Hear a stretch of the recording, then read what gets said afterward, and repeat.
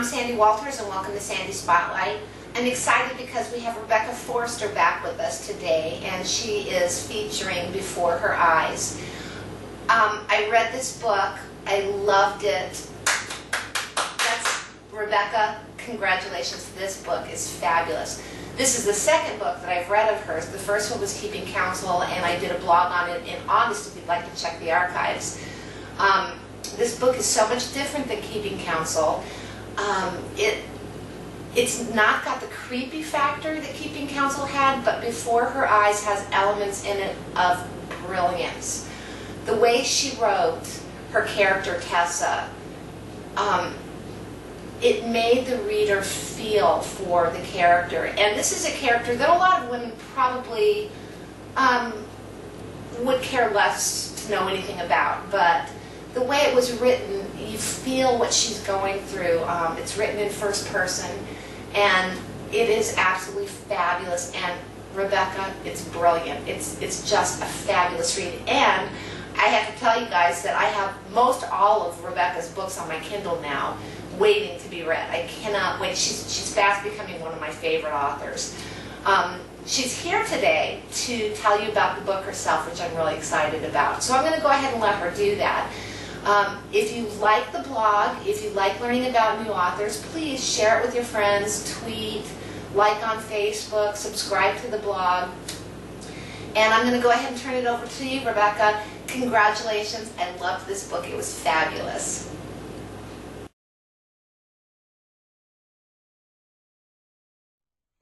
Hi Sandy, it's nice to be back in the spotlight. I really appreciate you having me here to talk about Before Her Eyes. Before Her Eyes is a traditional thriller police procedural. It takes place in a small mountain town and opens with a grocer being murdered execution style and the abduction of a once famous model from the crime scene. And while this is a traditional thriller for those who like police procedurals and legal procedurals, this is also the book of my heart. I think every author has one, a book that they absolutely must write and means something to them. And the underlying theme of Before Her Eyes is the question of what would you do and how would you act when you see death coming? And the reason I wrote this book was because my father-in-law and my dad were both sick at the same time, and they actually ended up passing away about 3 months, within 3 months of one another.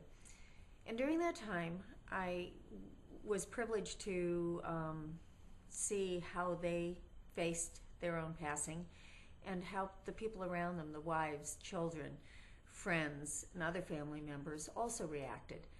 And it led me to some questions that I had in my mind. You know, how could these gentlemen be so brave and so courageous as they fought the good battle and so accepting as they saw death coming to their door? Was it their faith? Was it the fact that they were simply tired and gave in to the inevitable? I took each of my characters in Before Her Eyes and gave them each a different point of view about death and a different circumstance.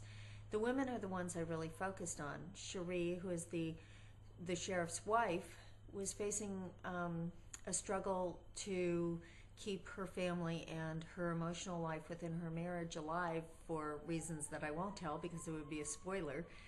And then we have Bernadette, who is the widow of the grocer, who herself is facing death as a cancer patient. And we also have Tessa, the woman who was abducted. Now Tessa has been left for dead in the wilds of the forest surrounding this small town, and it's her journey that has sort of a fantasy overlay about it that I really became enthralled with, because you would think one thing to look at this character. She's very, very beautiful, but the journey she goes through and the honesty and the courage it takes to look at her life and the mistakes she made and also the good things she did makes her, to me, a really wonderful character.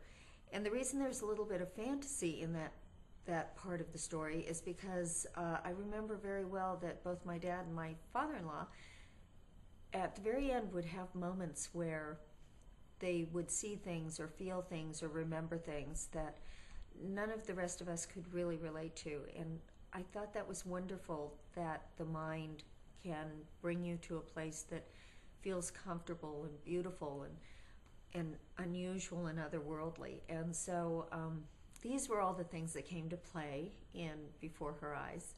I hope that it's a book that maybe reading groups will talk about it, to discuss who was right and who was wrong, maybe in the way they assessed the desire to live, and how each of the characters faced their own death. So there's the twist in this book is on the very, very last page. So I think that's particularly fun about Before Her Eyes. But it's not overly serious. I think it's a great thriller, but there is the sense that there's a little more to everybody's story than meets the eye. So I hope your readers will really like it, and I hope they'll give it a chance and pick it up.